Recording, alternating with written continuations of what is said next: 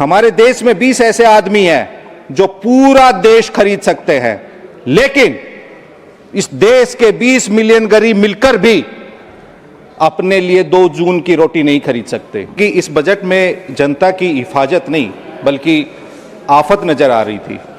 यह बजट आम आदमी और गरीबों पर बहार है, मार है और अमीरों के लिए उपहार है। क्या हमें ऐसी चौथी अर्थव्यवस्था चाहिए जहां आय की इतनी अधिक असमानता हो कि 10% जो शीर्ष लोग हैं उनके पास राष्ट्रीय आय का 58% है और जो टॉप शीर्ष के 1% अमीर लोग हैं उनके पास राष्ट्रीय संपत्ति का 40% है।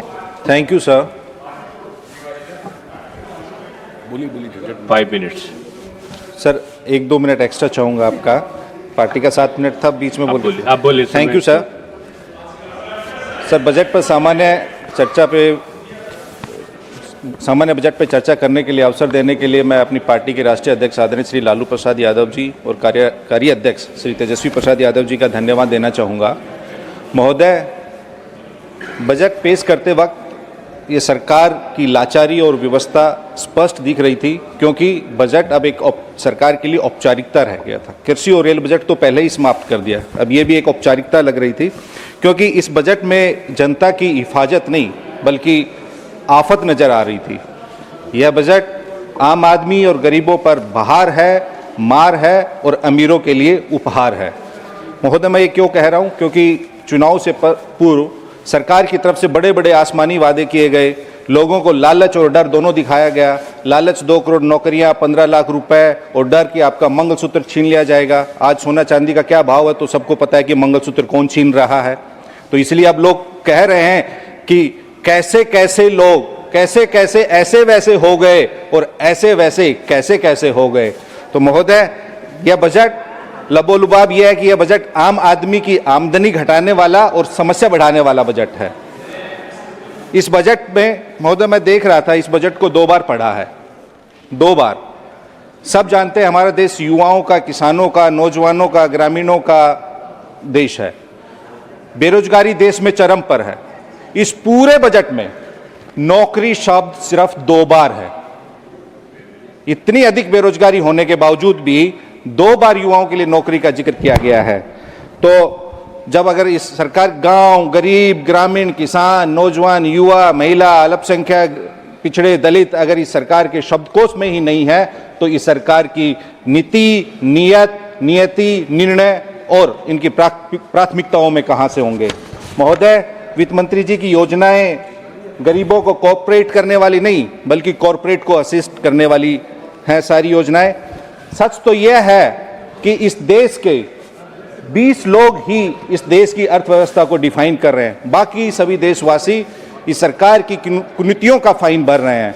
महोदय, हमारे देश में 20 ऐसे आदमी हैं जो पूरा देश खरीद सकते हैं, लेकिन इस देश के 20 मिलियन गरीब मिलकर भी अपने लिए 2 जून की रोटी नहीं खरीद सकते। ये हम सबों के लिए एक सामूहिक चिंतन का विषय है कि हमारे देश में इतनी आर्थिक असमानता क्यों है। बजट में जिक्र हुआ कि हम चौथी सबसे बड़ी अर्थव्यवस्था बनने जा रहे हैं। बड़े गर्व की विषय है एक भारतवासी होने के नाते, लेकिन इस सदन में हम उस पर भी चर्चा करना चाहेंगे कि हम चौथी विश्व की सबसे बड़ी अर्थव्यवस्था है। 146 करोड़ हमारी आबादी है, लेकिन हमारी प्रति व्यक्ति आय मात्र 2,20,000 रुपए है। वहीं जब मैंने अध्ययन करके देखा, हमसे पीछे की जो अर्थव्यवस्था है 5वें नंबर की जापान की, उनकी कुल आबादी 14 करोड़ है जितने बिहार की आबादी है, लेकिन उनकी प्रति व्यक्ति आय 29 लाख रुपए है। 6ठे नंबर की अर्थव्यवस्था यूनाइटेड किंगडम की है, उनकी आबादी 7 करोड़ है, लेकिन उनकी प्रति व्यक्ति आय 50 लाख रुपए है। ऐसे ही 3रे नंबर की जर्मनी की बात करें तो महोदय, कहने का मतलब यह है कि हमारी अर्थव्यवस्था चौथी बड़ी है, लेकिन उसी अर्थव्यवस्था में इतनी अधिक गरीबी है कि 81 करोड़ देशवासियों को जिंदा रखने के लिए इस सरकार को 5 किलो अनाज देना पड़ रहा है। क्या हमें ऐसी चौथी अर्थव्यवस्था चाहिए जहां आय की इतनी अधिक असमानता हो कि 10% जो शीर्ष लोग हैं उनके पास राष्ट्रीय आय का 58% है और जो टॉप शीर्ष के 1% अमीर लोग हैं उनके पास राष्ट्रीय संपत्ति का 40% है। ऐसी अर्थव्यवस्था का हम क्या करेंगे? हम पीठ थपथपाएं ऐसी अर्थव्यवस्था का जहां इतनी अधिक गरीबी हो, इतनी अधिक आय की असमानता हो। महोदय, ये भी एक विडंबना है, संयोग कहे या प्रयोग कहे, राजनीतिक दलों को मिलने वाले चंदा में 90% एक दल विशेष को मिलता है, क्योंकि वो जो 1% लोग जो उस भारतीय जनता पार्टी को 90% चंदा देते हैं, वो उन 1% अमीरों के लिए ही उन 90% लोगों को कुचलने के लिए और लूटने के लिए नीतियां बनती हैं। वो कहते हैं आप हमें 90% लो और 90% को दकियाओ। महोदय, सरकार को अर्थव्यवस्था के आकार की नहीं, आय के समान वितरण और संतुलन की बात करनी चाहिए। महोदय, इस बजट में जिक्र हुआ सुधार एक्सप्रेस का, मैं 1 मिनट लूंगा। अच्छी बात है, सुधार एक्सप्रेस नहीं, हमारे देश को अभी दुत्कार एक्सप्रेस चल रही है।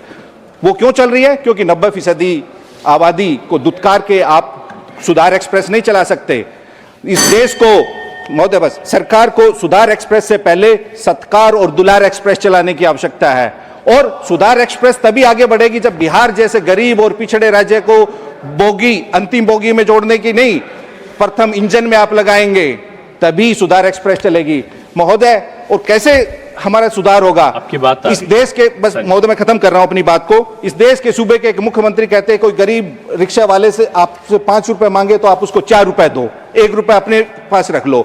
जो ये नफरती सोच है, वही इस असल बजट, इस सरकार की और इस पार्टी की नीति की सोच है कि वही 1 रुपए असल बजट है।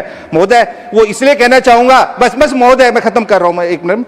इस देश की जंगे आजादी में सबने कुर्बानियां दी हैं।